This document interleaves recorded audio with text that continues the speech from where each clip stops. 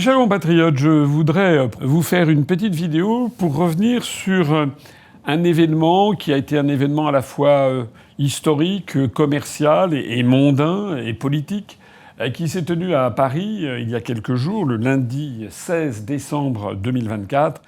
Il s'est agi de la vente d'un certain nombre d'objets, de lettres, d'objets personnels ayant appartenu au général de Gaulle et qui étaient mis en vente par les héritiers de l'amiral de Gaulle. L'amiral de Gaulle, l'amiral Philippe de Gaulle, était le seul fils du général de Gaulle et d'Yvonne Vendroux, son épouse. Ils avaient eu 3 enfants. Le Philippe de Gaulle, qui était l'aîné, qui est devenu amiral. Élisabeth de Gaulle, qui s'était mariée avec monsieur de Boissieu, Alain de Boissieu.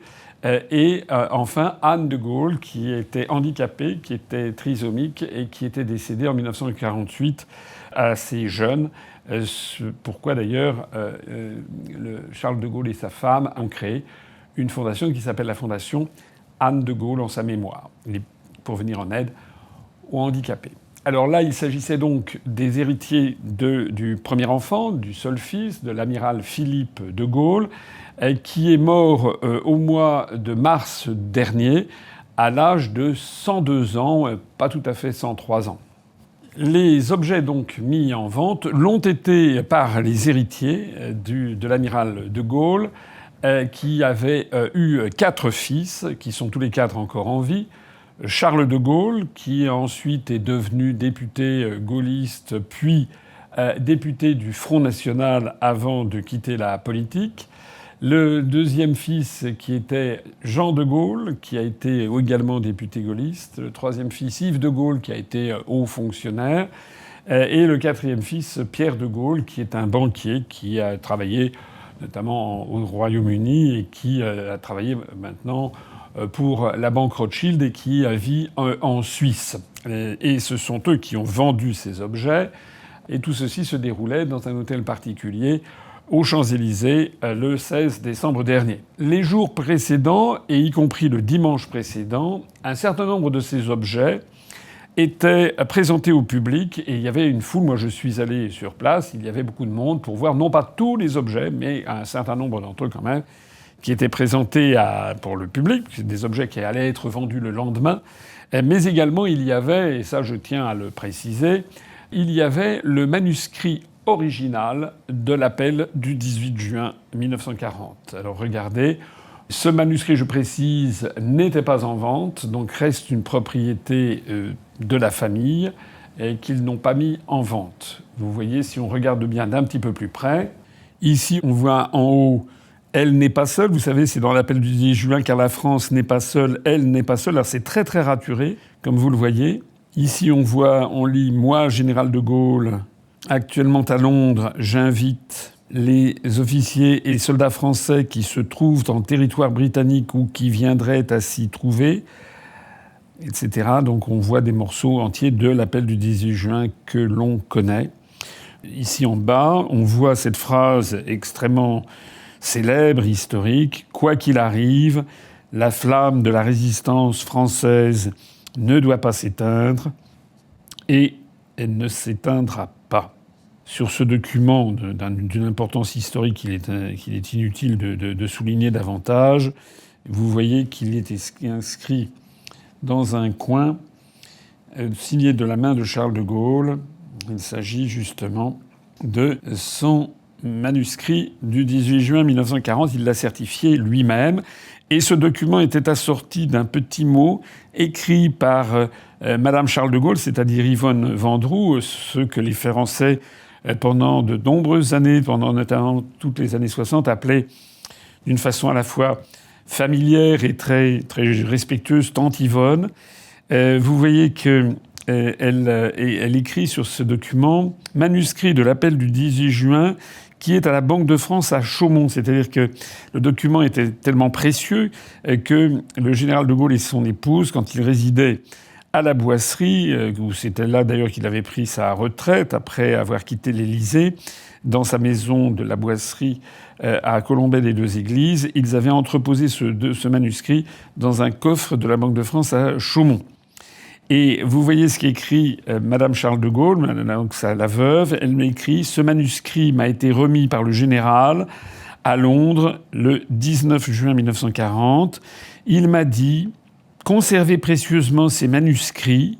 Si je réussis, ils feront partie du patrimoine de nos enfants. » Donc ce document était évidemment impressionnant. Alors dans cette vente, on voit ici, j'ai pris quelques photos, on voit ici des éléments qui étaient quand même très émouvants. Par exemple, ce nécessaire de bureau avec un endroit pour classer les lettres et puis également un sous-main en cuir qui était estimé 2 à 3 000 euros et qui en fait a été vendu 40 000 euros puisque les prix se sont envolés, comme je vais vous le dire dans un instant. Il y avait également ce portefeuille en crocodile qui avait été offert par Yvonne à son mari, Charles de Gaulle, lorsqu'ils étaient en Grande-Bretagne au moment de la France libre. Et vous voyez un petit message en dessous de Philippe de Gaulle, « Portefeuille de mon père, offert par ma mère en Grande-Bretagne au temps de la France libre ». Donc il y avait des objets comme ça très intimes en fait.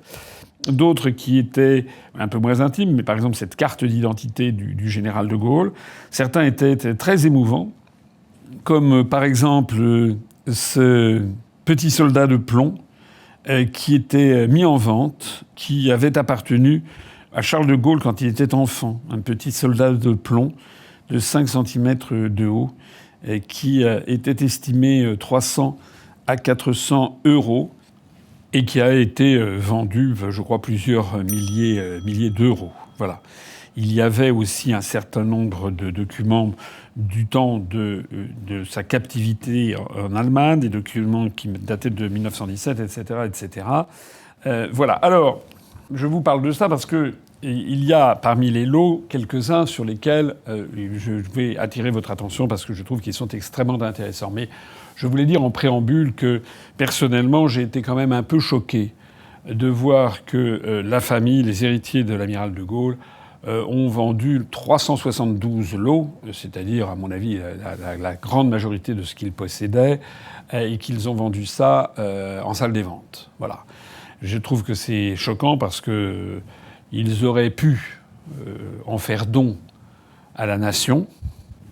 Si d'aventure ils avaient des problèmes successoraux à régler, des frais de succession à régler, ils pouvaient faire ce que l'on appelle une dation.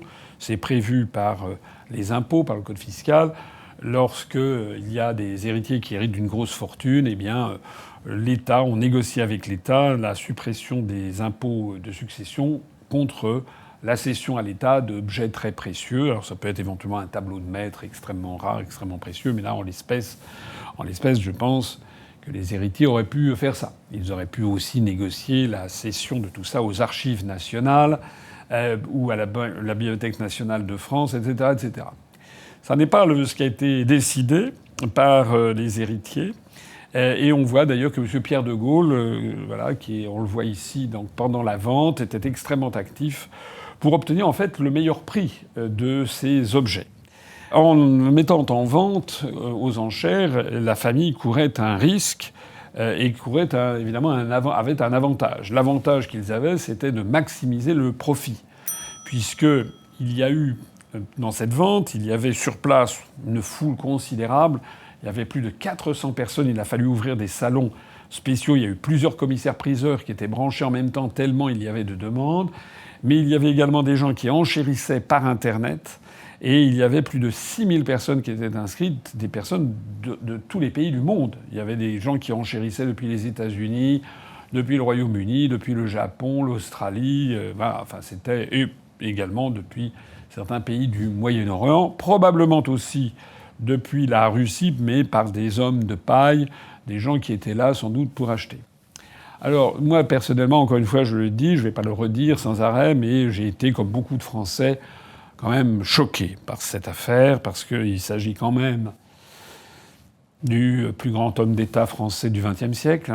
Il s'agit de quelqu'un, Charles de Gaulle, dont tout le monde sait qu'il était extrêmement désintéressé, et quelqu'un qui, très probablement, aurait refusé de faire ça. On trouve d'ailleurs, parmi les objets en vente, il y avait d'ailleurs une lettre que vous voyez ici, du 20 avril 1970, donc que Charles de Gaulle a écrit quelques semaines, quelques mois avant sa mort, puisque je rappelle qu'il est mort le 9 novembre 1970. Donc là, il s'agissait du 20 avril.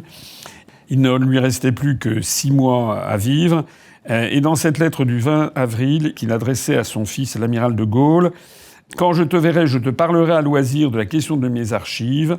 Pour celles qui sont constituées par des documents d'État, il n'y a pas de question. Quand j'aurai terminé mes mémoires, et en tout cas quand je mourrai, elles iront aux archives nationales. » Or, à l'évidence, l'amiral de Gaulle n'avait pas versé tous ces documents aux archives nationales.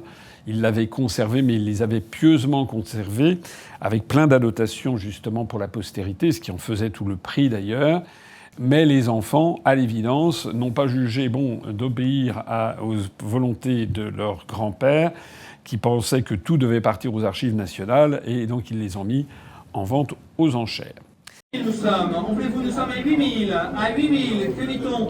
À 8 000, 12 000, à 12 000 l'enchère par Florent toujours, à 12 000, 13 000, 14 000, à 14 000, 16 000, 17 000, 18 000, 20 000, à 20 000 toujours Florent, à 20 000 quittez l'enchère, à 20 000, 22 000. 24 000, c'est déjà pris, nous sommes à 24 000, 26 000, 50 000, 52 000,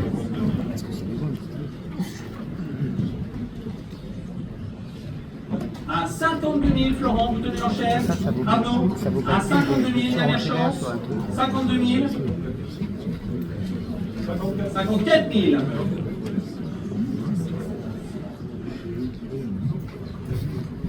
54 000, Florent, que fait-on? Nous sommes à 54 000. Tout ce qui marque le coup, quand même, 65 000. Allons-y, à 55 000. Ça vaut pas le coup d'aller sur le blog comme c'est cher. Nous sommes à 55 000. Arnaud. Des lettres, des machins, ça a de la valeur. 57 000. Ah bah évidemment, c'est toujours bien. 57 000, merci pour vos enchères à 57 000, Arnaud. L'emporté, j'adjuge à 57 000. Adjugé 57 000. Donc ça, c'est l'aspect très regrettable de cette affaire. On peut comprendre évidemment la famille, puisqu'il y a eu des enchères venant du monde entier, comme je l'ai dit, avec des prix qui ont été absolument phénoménaux, qui ont été atteints. En particulier, le prix le plus important a concerné une montre Lipp, que Fred Lipp, le fondateur de la marque française de montres Lipp, qui a disparu, mais qui était une des marques les plus en vogue au début des années 60, il avait créé la première montre électronique, et Fred Lipp était venu offrir cette montre électronique au général de Gaulle, qui était président de la République. Et donc le général de Gaulle était très fier de cette montre, qui lui montrait, on était en 1960, qui lui montrait, qui lui prouvait, qui voulait prouver l'excellence de l'ingénierie française. Et donc cette montre était l'un des clous de la vente. Elle avait appartenu au général de Gaulle. Elle était estimée entre 6 et 10 000 euros. Et il y a eu tellement de demandes qu'en fait, elle s'est vendue au coup de marteau à 410 000 euros. À quoi il faut ajouter les frais de 26%, plus la TVA. Donc il faut ajouter à peu près 30% supplémentaires pour les frais pour la maison de vente et puis pour l'État. Donc on peut estimer à peu près que cette montre a été vendue quelque chose comme à peu près 520 000 euros, ce qui évidemment, tout ça va dans l'escarcelle de la famille et non pas aux archives nationales, non pas dans un musée. Il y a quand même un certain nombre de musées de Gaulle.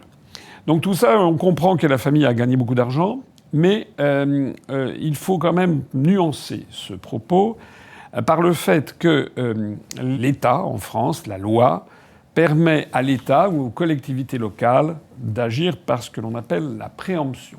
La préemption, ça veut dire quoi? Ça veut dire que lorsqu'il y a une vente aux enchères, l'État peut déléguer, un ministère ou une collectivité locale peut envoyer un de ses représentants qui se fait connaître avant la vente au commissaire-priseur, et à chaque objet ou chaque lot qui fait l'objet d'une adjudication, lorsque le marteau tombe et que le commissaire-priseur annonce adjuger, quel que soit le prix, à ce moment-là, eh bien, il peut y avoir le représentant d'un ministère public, ou d'un musée public ou d'une collectivité locale qui lève la main, qui se lève et qui dit, qui est sous réserve de préemption, et il annonce le ministère qu'il représente. Alors je le souligne parce que ça a été effectivement le cas. Sur les 372 lots, il semble, d'après ce que j'ai vu, qu'il y a eu 156 lots, ce qui est considérable, qui ont fait l'objet d'une préemption.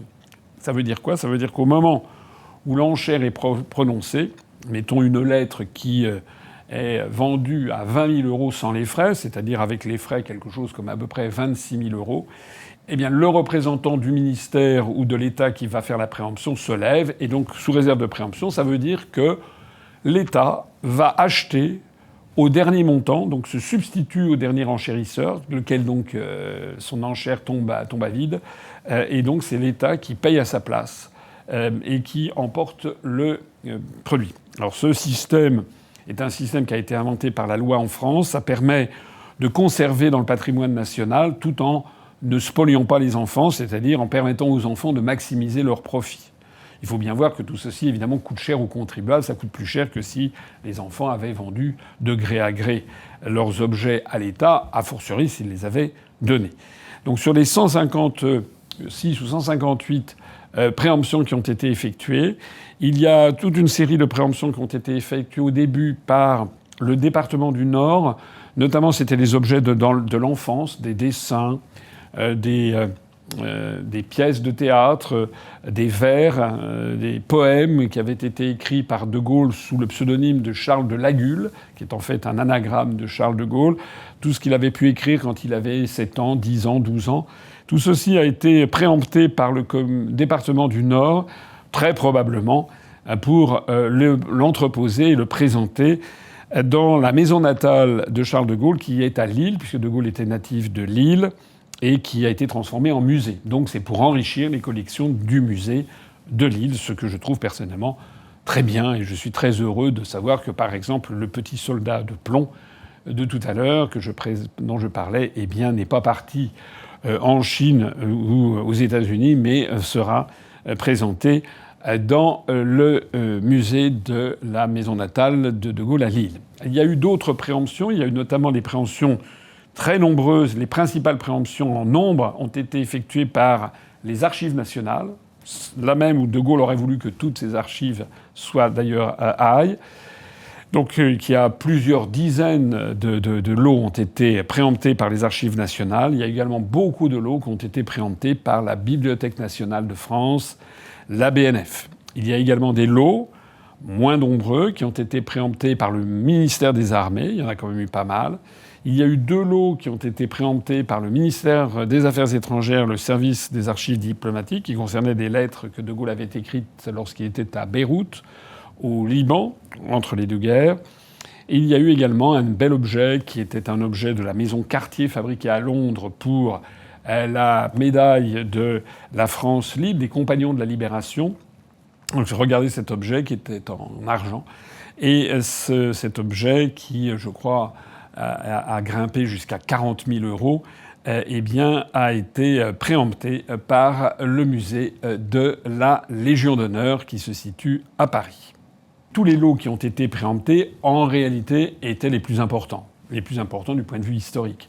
Les archives nationales, la Bibliothèque nationale de France, les différents ministères ont préempté les lettres les plus importantes, qui étaient vraiment des archives absolument essentielles pour la compréhension de l'histoire. Et donc les lots qui n'ont pas été préemptés, alors ça c'est très dommage, ils sont partis chez des particuliers en France ou à l'étranger, ou ils sont partis peut-être dans l'ensemble du monde, mais c'était des lots qui étaient quand même un peu moins intéressants, comme par exemple le nécessaire de bureau dont j'ai parlé n'a pas été préempté, il est parti, je ne sais pas, on ne sait pas quels sont les acheteurs. Voilà, on ne sait pas, la montre qui a été achetée pour quelque chose comme 520 000 ou 530 000 euros, frais compris, est partie chez un particulier. Il n'y a pas eu de préemption de l'État. Je rappelle d'ailleurs que la préemption, en fait, c'est payé par le contribuable. Voilà. Donc, en revanche, il y a eu beaucoup de lettres très importantes du point de vue historique qui ont pulvérisé leur estimation. Elles étaient souvent estimées 2 000, 3 000, 5 000 euros. Et elles ont très souvent dépassé les 20 000, 25 000 euros, et parfois même bien davantage.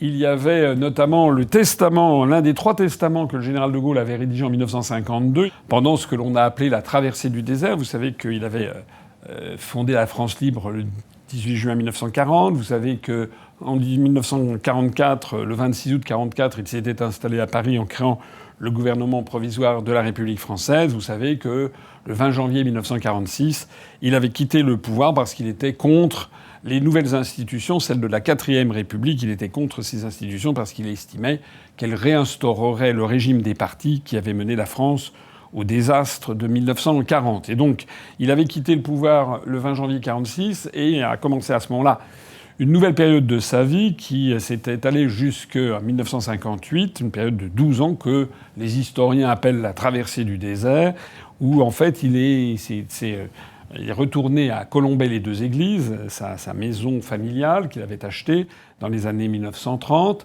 et il s'est mis à écrire ses mémoires, les fameuses mémoires de guerre, qui ont été publiées justement au début des années 1950. Et c'est à cette période qu'il avait rédigé donc ce testament en 1952, dont il avait fait 3 exemplaires. Un exemplaire numéro 1 qu'il avait remis à Georges Pompidou, son directeur de cabinet de l'époque, qui s'occupait par ailleurs du fonctionnement de la Fondation Anne de Gaulle, dont j'ai parlé tout à l'heure. L'exemplaire numéro 2 qu'il avait remis à sa fille, Élisabeth, son deuxième enfant.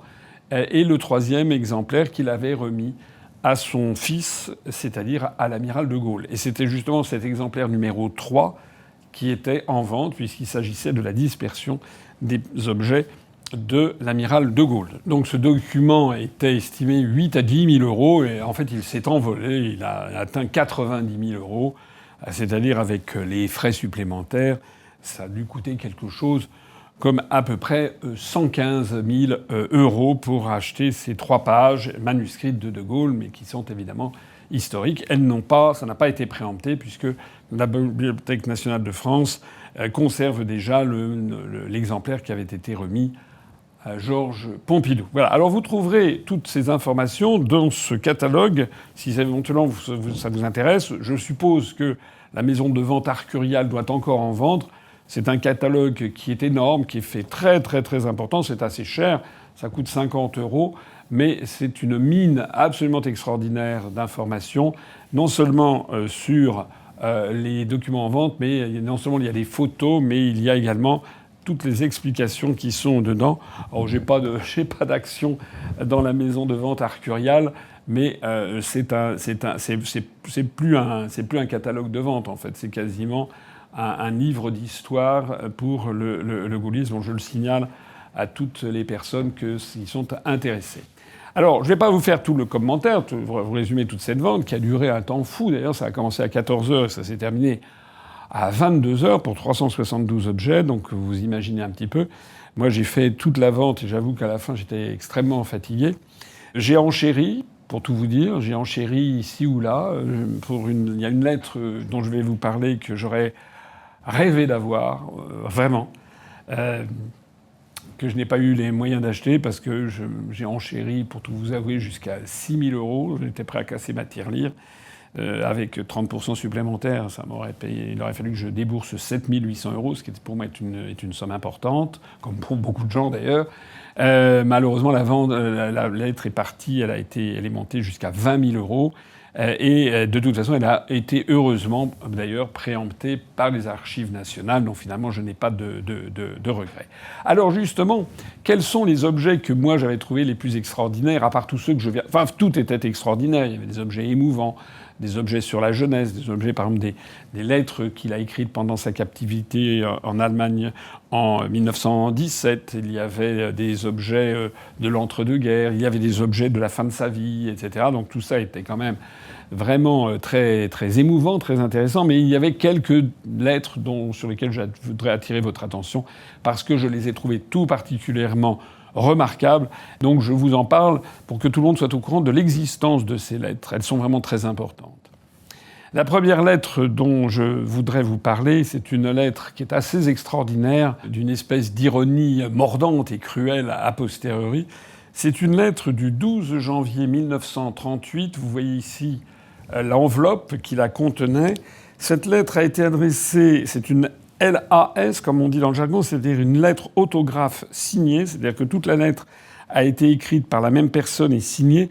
C'est une lettre que Philippe Pétain, le maréchal Pétain, a adressée le 12 janvier 1938 à Charles de Gaulle.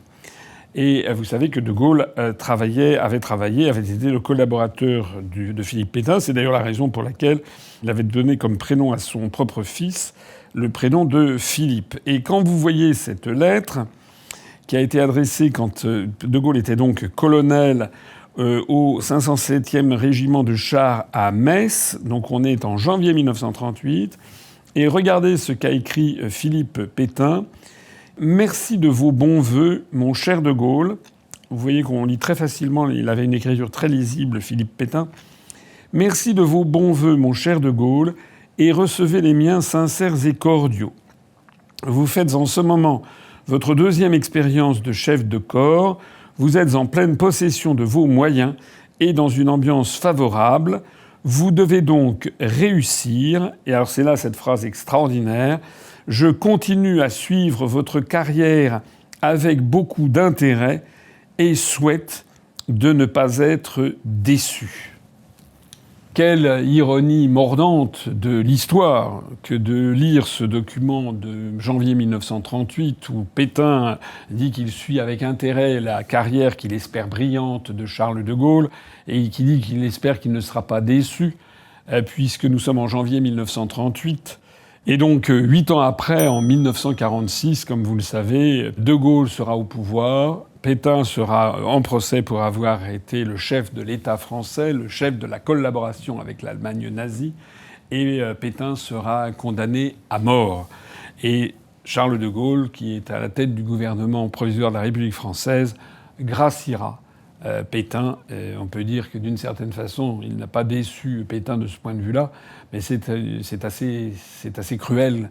Et c'est vraiment un document d'histoire tout à fait incroyable. Voilà. Cette lettre a été d'ailleurs préemptée par les archives nationales, que c'est normal. Deuxième lettre, et c'est celle-ci pour laquelle j'aurais vraiment tout donné pour pouvoir l'obtenir, si j'avais eu les moyens financiers. C'est en fait deux lettres qui ont été adressées par Charles de Gaulle, qui était à Alger en 1943. C'était un lot qui comprenait deux lettres et qui étaient des lettres adressées à sa femme, qui n'était pas en Algérie, mais qui était donc en France. Et donc, ça commence par une lettre du 14 juin que vous voyez ici, dont vous voyez ici simplement la première page. Et de Gaulle écrit, alors si vous suivez, on peut suivre à peu près. De Gaulle a une écriture très penchée, très, très allongée, qui n'est pas toujours très facile à lire.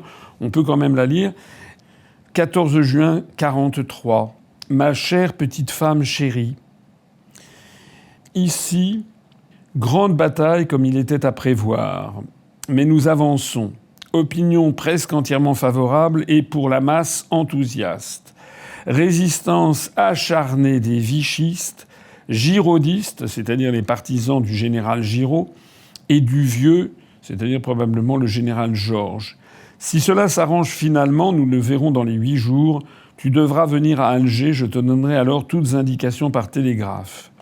Tu ne peux te faire une idée de l'atmosphère de mensonges, fausses nouvelles, etc., dans laquelle nos bons alliés, il parle ici des Américains et des Anglais, et leurs bons amis d'ici, c'est-à-dire les Français du côté du général Giraud, les mêmes qui leur tiraient naguère dessus, auront essayé de me noyer. Il faut avoir le cœur bien accroché et la France devant les yeux pour ne pas tout envoyer promener. Signé ton pauvre mari C. c'est-à-dire ton pauvre mari Charles.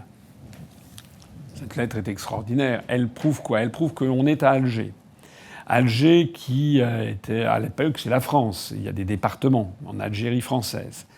Là, c'est écrit en juin 1943. Vous savez que l'Algérie a été libérée, si l'on peut dire, par les anglo-saxons, puisque en novembre 1942, les Américains, dirigés par le général Eisenhower, et les Anglais, qui étaient en Méditerranée sont intervenus en Algérie, ont débarqué à Alger.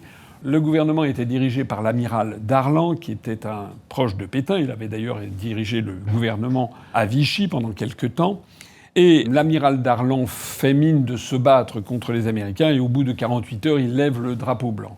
Et donc Eisenhower arrive en Algérie et au lieu d'arrêter l'amiral Darlan, qui représentait le régime de Pétain, au lieu de faire fermer tout de suite les camps de rétention, comme on disait, qui en fait étaient des camps de concentration sur le modèle allemand qui avait été imposé par les Allemands à l'État français, c'était l'État français, c'était le régime de Pétain qui dirigeait l'Algérie française. Au lieu d'arrêter tout ça, eh bien Eisenhower, sur instruction de Washington, avait pactisé avec l'amiral Darlan. Je vous renvoie à ce passage de l'histoire qui est très très important à connaître. C'est que les Américains voulaient maintenir le régime de Pétain après la libération pour mieux pouvoir la servir, et les Américains ne voulaient surtout pas que De Gaulle arrive au pouvoir. Parce que les Américains avaient compris que De Gaulle était un vrai patriote, que De Gaulle n'était pas quelqu'un de corrompu, de traître, d'achetable, et que donc il fallait tout faire pour l'écarter de l'arrivée au pouvoir. Ils avaient donc sorti d'un chapeau le général Giraud, puisque l'amiral Darlan, qui avait donc fini par pactiser avec Eisenhower et réciproquement au début novembre 1942, avait été assassiné 3 semaines après par la résistance française qui avait ses entrées, si j'ose dire, en Algérie. Et donc, pour succéder à l'amiral Darlan, les Américains avaient fait venir un autre général proche de Pétain, qui était le général Giraud, qui était venu en passant par l'Espagne, et que les Américains voulaient promouvoir pour contrer De Gaulle. De Gaulle lui-même étant en Algérie, et voyait qu'il y avait une collusion entre les Américains, les vichistes, qui, comme il le dit dans cette lettre, qui avaient tiré sur les Américains dans un premier temps, et à partir du moment où ils avaient fait affaire avec les Américains, et que les Américains avaient maintenu au pouvoir les vichistes, eh bien, d'un seul coup, ils avaient fait alliance avec les Américains pour contrer De Gaulle. C'est très très important à comprendre.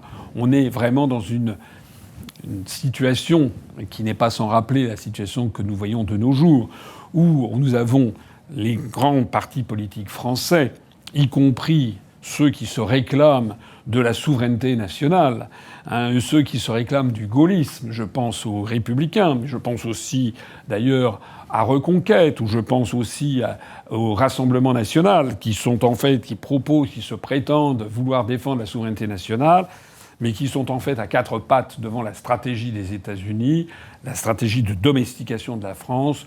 Tous ces partis politiques approuvent l'aide à l'Ukraine, tous ces partis politiques taisent le fait que l'Union européenne est un objet de domination, est un instrument de domination des États-Unis. Voilà.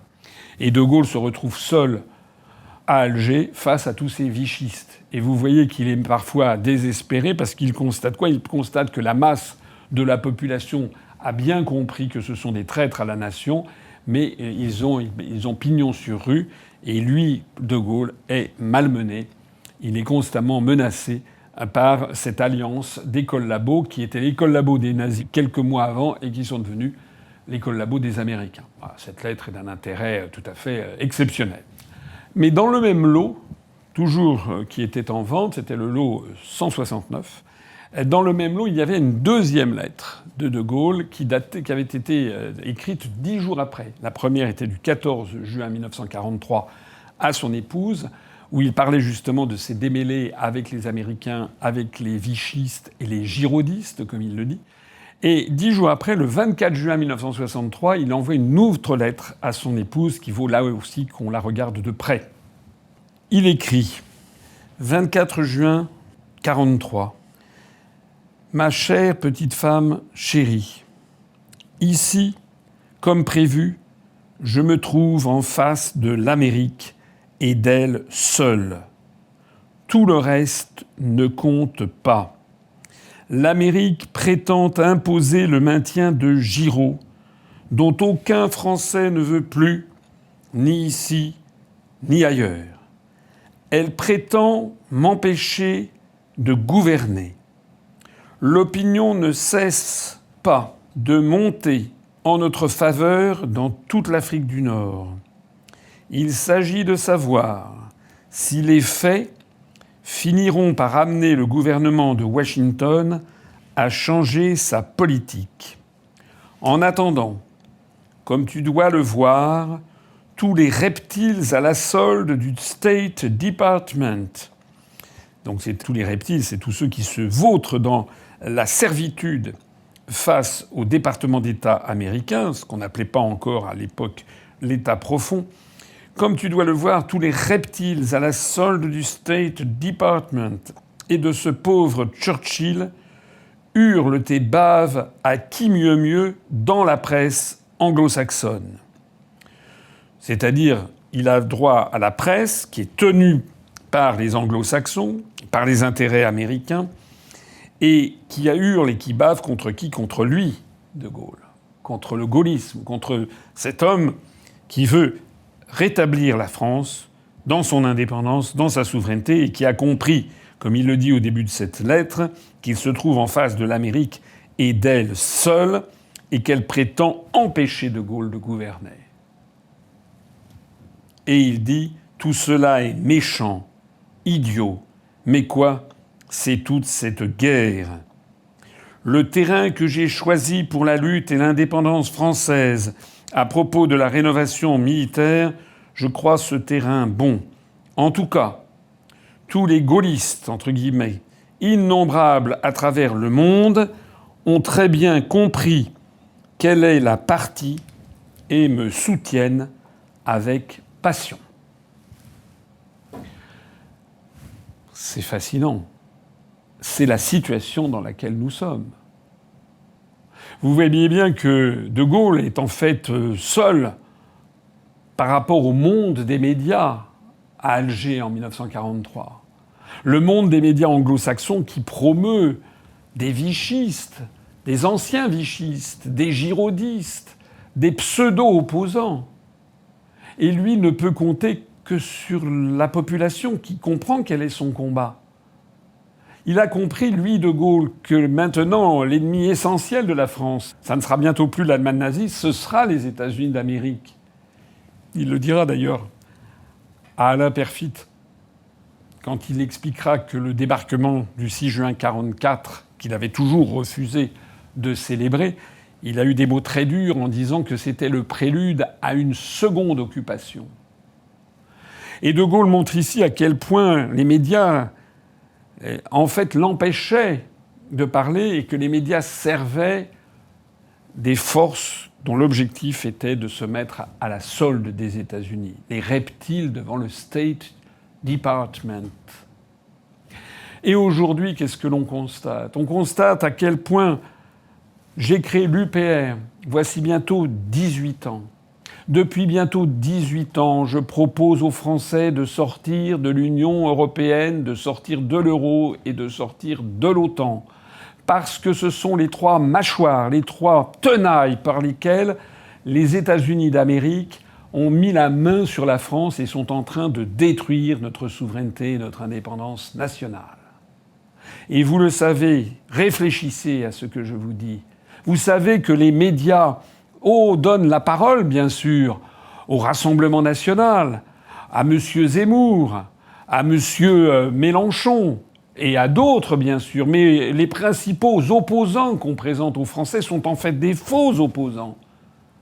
Comme De Gaulle avait affaire à des faux opposants, puisque M. Mélenchon, je le rappelle, il y a une vingtaine d'années, au début des années 2000, avait expliqué que ceux qui voulaient sortir de l'euro étaient des maréchalistes. Il nous avait comparés au maréchal Pétain parce qu'on voulait sortir de l'euro alors que notre objectif est de rendre aux Français leur souveraineté et leur indépendance nationale. Les médias donnent une place considérable à Zemmour, c'est ce qu'ils ont fait en 2021-2022. Mais M. Zemmour ou Mme Knafo n'ont jamais dit un seul mot sur la domination américaine qui se cache derrière la construction européenne. Alors là, pour taper sur l'immigration, sur les immigrés, sur l'islam, sur le terrorisme, bien sûr qu'ils ont raison de dénoncer le terrorisme islamiste, je ne vais pas dire le contraire. Mais jamais vous ne les verrez en train d'expliquer ce que moi j'ai expliqué, notamment lors du débat de 2017, où j'expliquais que derrière Daesh, il y avait des financements du Qatar, des armes venant des États-Unis d'Amérique. Jamais vous ne verrez Madame Le Pen, Madame Marion Maréchal, Monsieur Zemmour, Madame Knafo, Monsieur Bardella, Monsieur Dupont-Aignan. Vous ne les verrez jamais expliquer que derrière la construction européenne, c'est un processus d'asservissement conçu aux États-Unis d'Amérique. Et d'ailleurs, c'est la raison pour laquelle ils ne proposent pas de sortir de l'Union européenne. Ils disent qu'il faut y rester. Et ils disent qu'on va modifier l'Europe, alors que tout le monde sait que c'est impossible, puisqu'il faut l'accord unanime des 27 États. Et ça fait maintenant 67 ans, depuis le traité de Rome de 1957, qu'il y a des gens, des responsables qui nous promettent une autre Europe, qui est évidemment impossible. Si nous lisons cette lettre de Charles de Gaulle, on ne peut qu'être quand même rasséréné d'une certaine façon. Parce qu'au bout du compte, il s'agit en fait du combat de David contre Goliath, le petit David contre le géant Goliath dans la Bible.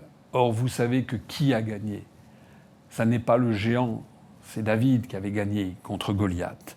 De la même façon que De Gaulle montre ici, il a des moments de désespoir dont il s'ouvre à sa petite femme chérie, comme il le dit, avec une formule extrêmement émouvante que le grand public n'imaginait pas qu'il s'adressait comme ça, en fait, à son épouse, qui est bien naturel, d'ailleurs, dans un couple. Et on voit que De Gaulle table sur une seule chose, c'est le peuple, qui, comme il le dit dans sa lettre, c'est le peuple qui comprend la partie, comme il dit. C'est le peuple qui comprend que lui, De Gaulle, il est là pour essayer de libérer la France de cette nouvelle dictature qui est en train de s'imposer, de se substituer, certes elle est différente, mais de substituer à la volonté de l'Allemagne de dominer la France. Désormais, c'est la volonté des États-Unis d'Amérique. Voilà. Cette lettre, ces deux lettres sont des joyaux historiques. Je ne les connaissais pas, bien sûr. C'était des lettres totalement inédites qui sont sorties à l'occasion de cette vente, sur lesquelles j'ai enchéri. Et je n'avais pas les moyens financiers de les acheter. Mais les deux lettres ont été en fait préemptées, heureusement, par les archives nationales. Mais je n'ai pas le souvenir d'avoir vu un seul journaliste faire le travail que je fais devant vous pour trouver ce qu'il y avait de plus extraordinaire dans ces archives laissées par l'amiral de Gaulle. Ici, vous venez de voir sur ces deux lettres ce que je ne cesse d'expliquer depuis maintenant 18 ans, c'est que désormais, le principal adversaire de la France, le pays qui est en train de détruire la France, ce sont les États-Unis d'Amérique. Ce sont eux qui sont en train de nous asservir, y compris d'ailleurs sur ces questions migratoires que certains mettent en avant, puisque je rappelle quand même que ces flux migratoires sont imposés par l'Union européenne qui impose 4 millions de nouveaux immigrants par an dans l'espace Schengen, et y compris par le fait que les ONG qui promeuvent ça sont financées notamment soit par la National Endowment for Democracy, qui est un faux-nez de la CIA, soit par des organisations privées relevant de l'Open Society de George Soros. Alors peut-être, à partir du 20 janvier, peut-être Donald Trump et son administration, et notamment peut-être la présence d'Elon Musk, vont freiner les ardeurs des États-Unis dans ce domaine. Mais n'attendons pas trop des États-Unis d'Amérique et soyons fidèles à l'enseignement que nous a montré De Gaulle. Les Français ne peuvent compter que sur eux-mêmes pour se libérer. Alors il y avait un troisième lot que j'aurais également aimé pouvoir acheter, que je n'ai pas pu acheter. C'est un lot qui concerne un petit mot manuscrit. Un petit mot manuscrit qui a été écrit par Joséphine Baker le 8 juin 1947. Joséphine Baker, qui était une Française d'origine américaine, qui était née aux États-Unis, qui était une chanteuse, une danseuse de music hall, qui, comme vous le savez certainement, a ensuite connu une carrière dans les services de renseignement, puisque c'était en fait une espionne au service de la France, et elle était active en Afrique du Nord pendant la Seconde Guerre mondiale. Elle a participé à la résistance française. Elle a d'ailleurs été décorée par la résistance française en 1946, lors de son 40e anniversaire, et c'était une fervente gaulliste. Je rappelle d'ailleurs, ses cendres ont été transférées au Panthéon en 2021, donc il y a 3 ans, pour Joséphine Baker, qui avait par ailleurs une revue de music hall, qui était une chanteuse. Et Joséphine Baker vouait une très grande admiration à De Gaulle. Et regardez cet écrit, elle écrit ça, elle est logée à l'hôtel Claridge, qui est un hôtel de grand luxe, un palace qui se situe sur les Champs-Élysées. On est en juin 1947, le 8 juin, et elle écrit à De Gaulle ce petit mot manuscrit qui vaut le coup d'être regardé, lu, parce qu'il est aussi une mine d'or pour comprendre la situation. Elle écrit « Mon général, un mot pour vous dire au revoir, car je prends l'avion... » il y a un certain nombre de fautes d'orthographe. Elle était d'origine américaine, donc elle écrit le français avec des fautes d'orthographe. « Car je prends l'avion tout à l'heure pour l'Amérique du Sud. Je me sens en pleine forme, car ma santé, grâce à Dieu, est revenue. Inutile de vous dire que je foncerai pour mon grand Charles. » En 1947, elle a 41 ans. Charles de Gaulle, en 1947, lui, il a 57 ans. C'est une résistante. Elle se permet d'écrire au fondateur de la France libre. C'est donc après-guerre. En 1947, de Gaulle a pris sa retraite provisoire, puisqu'il a claqué la porte du gouvernement, je l'ai dit tout à l'heure, le 20 janvier 1946. Donc il est à Colombey-les-Deux-Églises. Mais elle continue à lui écrire en disant « Inutile de vous dire que je foncerai pour mon grand Charles ». Et c'est surtout la suite qui est très intéressante.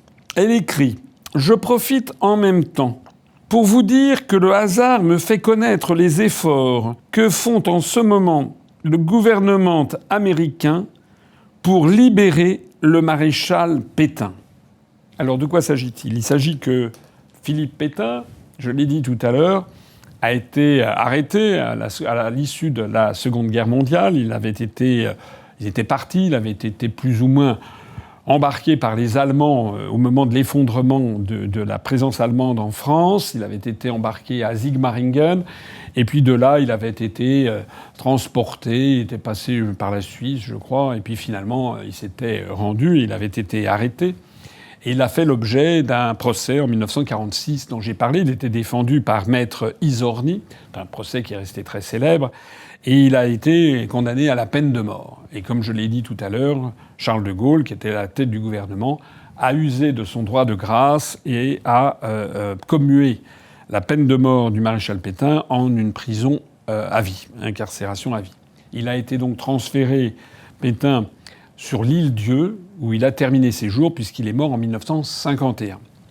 Mais ce qu'il faut donc comprendre, c'est que entre 1946 et 1951, Pétain était prisonnier, et il était prisonnier à l'île Dieu.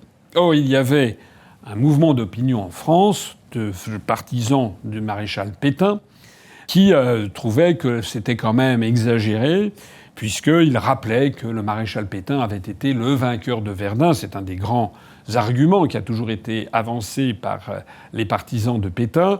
Et puis ils expliquaient aussi, comme l'avait dit Maître Izorni pendant le procès, que Pétain avait voulu en fait être le résistant de l'intérieur quand De Gaulle était le résistant de l'extérieur. Bon. En attendant, il y avait quand même un mouvement d'opinion en la matière. Et ce qu'apprend Joséphine Baker à De Gaulle, c'est qu'en fait les Américains... De Gaulle est reparti, n'est plus au pouvoir. Les Américains ne cessent que d'intervenir pour faire libérer le maréchal Pétain. Alors ça confirme ce que De Gaulle explique dans ses mémoires de guerre, ou ce qu'il a expliqué à Alain Perfit, qui le consigne dans le livre « C'était De Gaulle ». C'est que l'objectif des Américains, quand ils ont débarqué en 1944 sur les plages du débarquement, c'était d'écarter De Gaulle. De Gaulle n'avait pas été prévenu, il l'explique dans les mémoires de guerre. C'est la raison pour laquelle De Gaulle a toujours refusé de célébrer le 6 juin 1944, parce qu'il avait dit, comme je le rappelais tout à l'heure, que c'était le prélude à une seconde occupation. Les Américains avaient prévu de transformer la France en un pays sous domination américaine, comme allait l'être l'Allemagne, avec un gouvernement d'occupation, l'AMGOT, American Government, avec des monnaies, des billets de banque qui auraient été aussi des billets de banque sur modèle du dollar, pour mettre la main sur la monnaie française.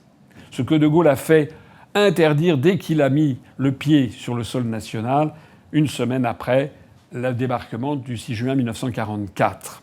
Et De Gaulle avait expliqué à Alain Peyrefitte que l'objectif des Américains était, une fois qu'ils auraient mis la main sur la France, de maintenir au pouvoir le maréchal Pétain, de maintenir au pouvoir Pierre Laval et d'ajouter un troisième personnage qui était Édouard Herriot, un président du Conseil radical-socialiste de la Troisième République. Et De Gaulle avait expliqué ceci à Alain Peyrefitte notamment en disant que ce plan avait été conçu en accord avec Allen Dulles, l'un des deux frères Dulles qui était à la tête de ce qu'on appelait à l'époque l'OSS. Il était à Genève.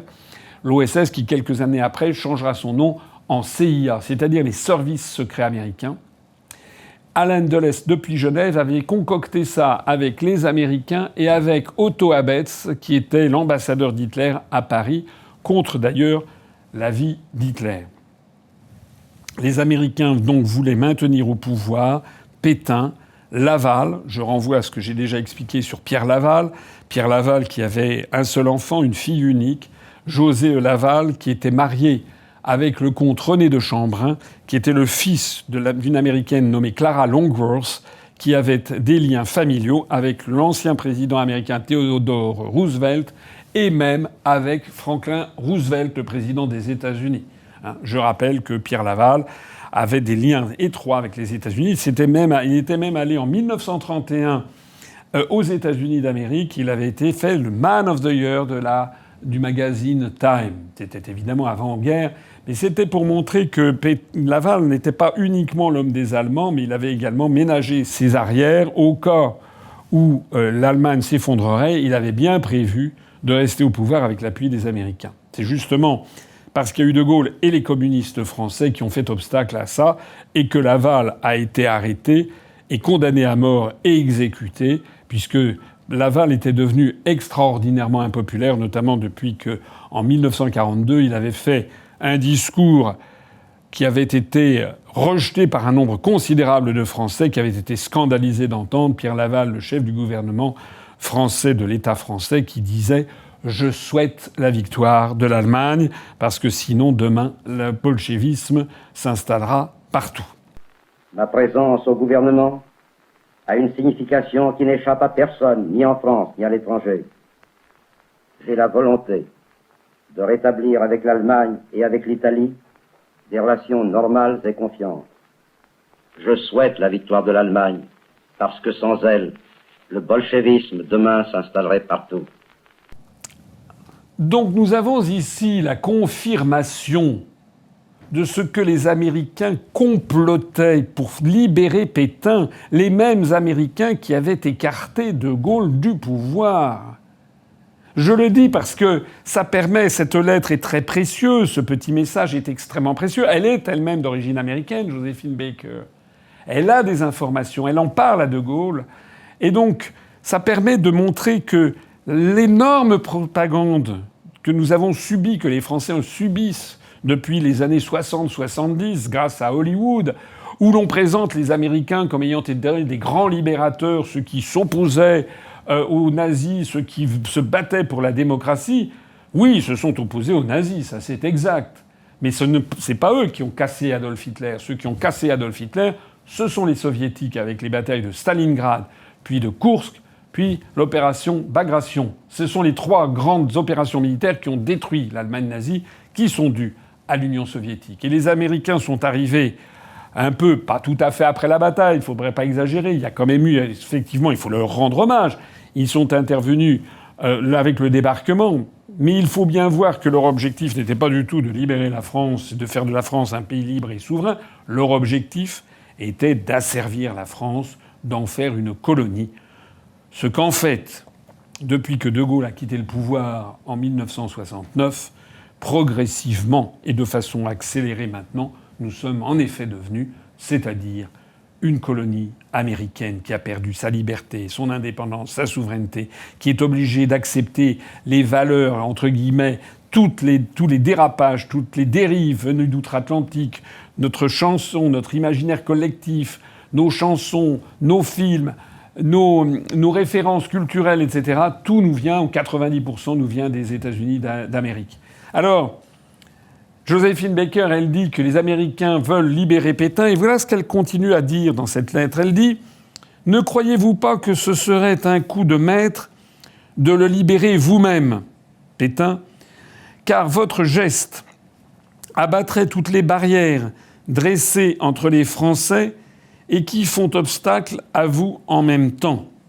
Les Américains ne pourront pas exploiter plus tard le succès de ce qu'ils font pour Pétain. » Et Joséphine Baker termine d'une façon qui est à la fois très touchante et assez rigolote, puisqu'elle explique « J'embrasse toute la famille, en commençant par Madame de Gaulle, signé votre fidèle et sale gaulliste soldat, Joséphine Baker. » Votre fidèle et sale gaulliste soldat, c'est-à-dire en fait un peu une tête brûlée, quelqu'un qui était assez indomptable, Joséphine Baker. Alors ce qui est merveilleux dans ce genre de document historique, c'est que toute une époque renaît à la lecture de ça.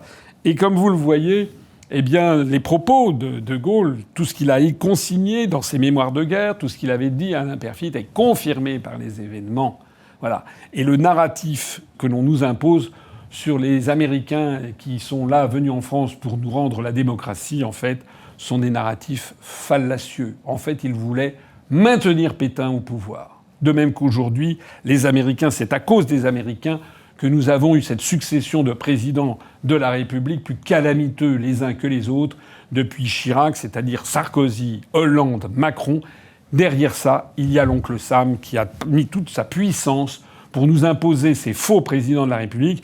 Comme il y a des faux opposants, on a des faux présidents de la République qui sont en fait des agents qui servent plus ou moins consciemment les intérêts supérieurs des États-Unis d'Amérique. Je ne veux pas abuser de votre patience. Je vais encore vous parler de 2 derniers lots qui sont très intéressants et assez touchants.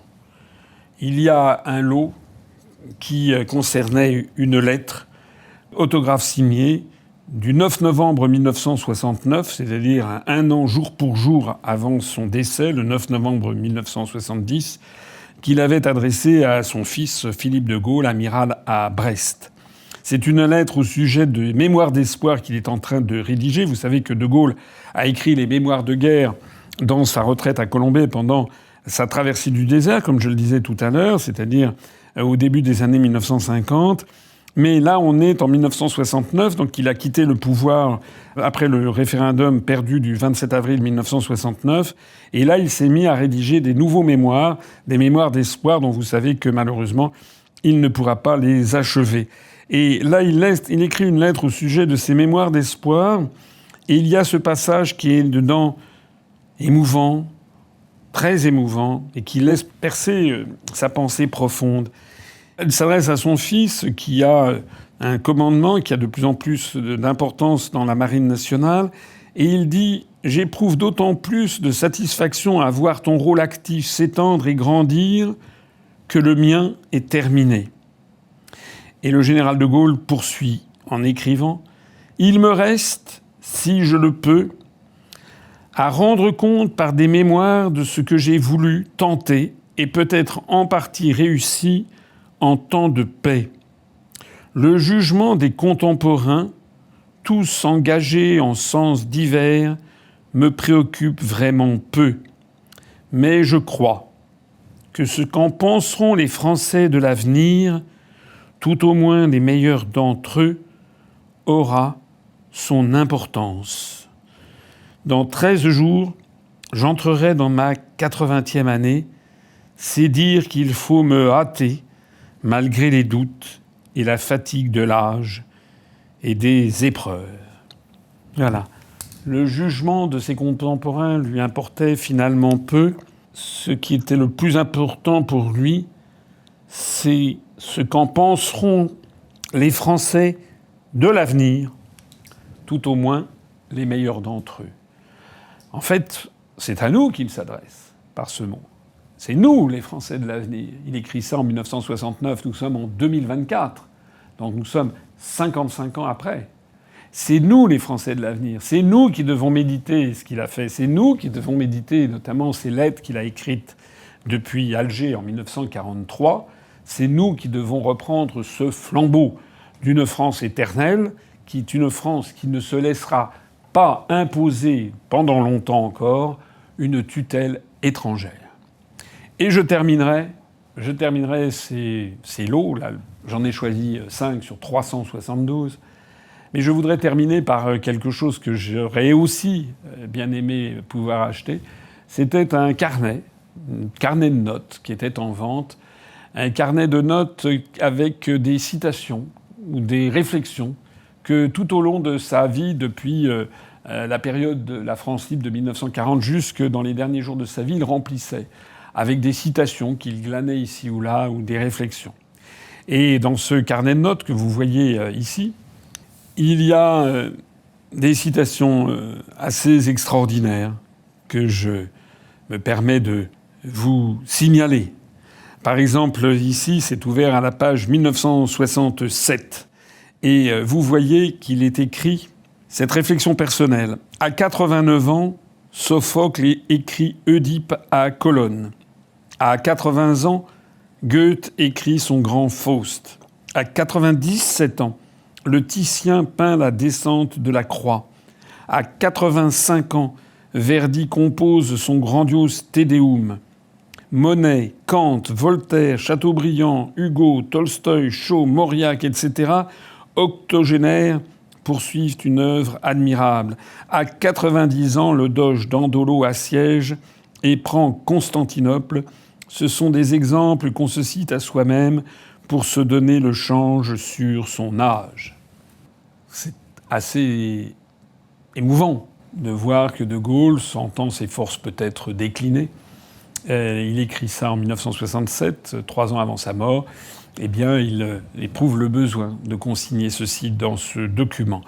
Et dans ce document, il y a quelques citations. J'en ai relevé quelques-unes, en tout cas des photos qui étaient disponibles sur le site de vente ou dans le catalogue que je vous ai montré tout à l'heure. Celles que j'ai retenues, et je me terminerai là-dessus, ce sont les citations suivantes. Une citation de Chateaubriand. « Presque toujours en politique, le résultat est contraire à la prévision. » C'est formidable.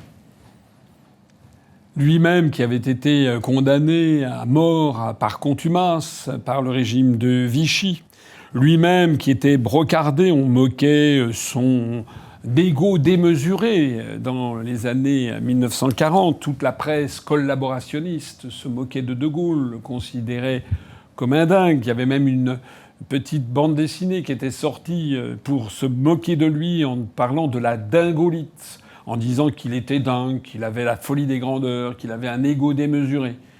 Eh bien, finalement, c'est quand même lui, De Gaulle, qui a gagné et qui a triomphé de ses adversaires pourtant beaucoup plus puissants, comme il avait triomphé des États-Unis en 1943-1944. Eh bien, cette formule est toujours valable de nos jours, presque toujours en politique. Le résultat est contraire à la prévision. Tous les prévisionnistes qui nous avaient expliqué que Macron, c'était le Mozart de la finance, qu'on allait avoir une start-up nation, sont obligés de constater 7 ans après qu'en fait Macron a détruit la France comme sans doute aucun chef d'État de toute notre histoire auparavant ne l'avait fait. Autre citation, qui est une citation, vous voyez l'écriture de De Gaulle dans son carnet. « Celui qui compte sur un appui étranger trouve un maître dans son défenseur. » C'est extraordinaire. On voit bien ce que ça veut dire. Alors c'est Machiavel qui écrit ça dans Le Prince. Vous savez, Machiavel qui écrit à la Renaissance italienne, et qui donne des conseils au prince, justement des conseils machiavéliques, comme on dira ensuite, c'est-à-dire le cynisme en politique. Mais pas seulement du cynisme, c'est aussi une vision lucide des rapports humains, et notamment des rapports entre les cités florentines, siennoises, vénitiennes, les différentes cités que l'on trouve dans l'Italie qui sort du Moyen-Âge pour entrer dans la Renaissance. Et c'est une réflexion sur les rapports de pouvoir. Et ce que dit Machiavel, donc celui qui compte sur un appui étranger trouve un maître dans son défenseur, c'est exactement ce qui arrive à tous ceux qui se sont réfugiés derrière tel ou tel protecteur. Voilà. Ceux qui n'ont à la bouche que la protection des États-Unis d'Amérique, nous sommes devenus désormais les vassaux des États-Unis d'Amérique, sont devenus notre maître. Lorsque Zelensky cherche l'appui des Occidentaux, en fait, il est devenu le larbin, le domestique de Washington. Et quand je dis Washington, c'est pas du peuple américain, il est devenu le domestique de l'État profond.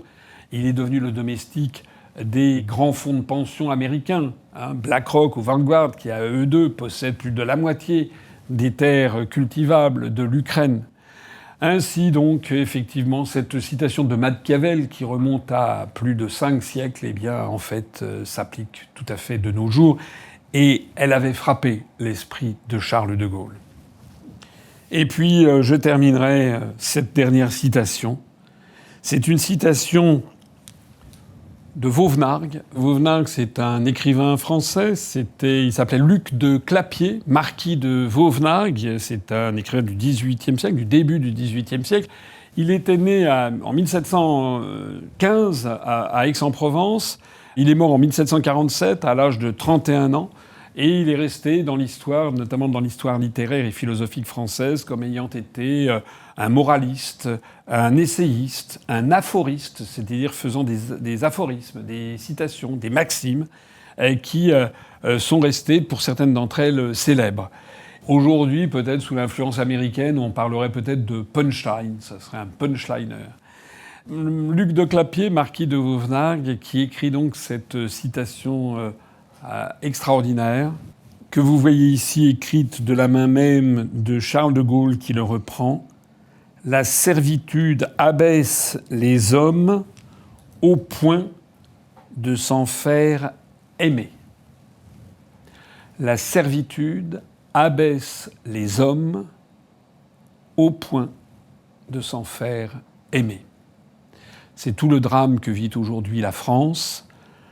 Une très grande partie du peuple français a fini par accepter la servitude qui nous a été imposée, la servitude de l'Union européenne, la servitude des intérêts anglo-saxons, la servitude du complexe militaro-industriel, du complexe financier, de l'oligarchie euro-atlantiste, de l'État profond américain. Les Français ont fini par accepter cette servitude et au point de s'en faire aimer, c'est-à-dire que vous avez parmi nos compatriotes, énormément de nos compatriotes qui vouent une admiration sans borne aux États-Unis d'Amérique, qu'ils considèrent comme le pays de la liberté, alors qu'en fait, c'est celui qui nous entraîne non seulement vers la servitude, mais également vers la destruction. Je terminerai ici donc cette vidéo. C'est peut-être l'enseignement capital de Gaulle, à travers les décennies qu'il nous envoie, puisque c'est à nous qu'il s'adresse, on l'a vu tout à l'heure. Méditez cette phrase. La servitude abaisse les hommes au point de s'en faire aimer. Nous devons, nous, être la génération qui se redresse et qui dit non, puisque l'essentiel du message de Gaulle, il a d'ailleurs été surnommé comme ça, c'est l'homme qui a dit non. L'homme qui a dit non à la servitude et à la destruction de la patrie, tout comme auparavant, Jeanne d'Arc avait dit non à l'asservissement du royaume de France aux mains des Anglais, de même qu'auparavant, Danton avait dit non face aux troupes coalisées contre la Révolution française, de même que Clémenceau avait dit non face à la menace allemande. Eh bien, De Gaulle a été celui qui a dit non, non à l'Allemagne nazie, mais ensuite il a dit non à l'Union soviétique, et ensuite il a dit non aux États-Unis d'Amérique. Nous devons être la génération qui dit non, et nous devons collectivement redresser la France, son indépendance, sa souveraineté et sa liberté. C'est notre devoir le plus sacré. Et les documents que je viens de vous montrer, qui sont comme une espèce de testament ultime de Charles de Gaulle, sont là pour nous y encourager.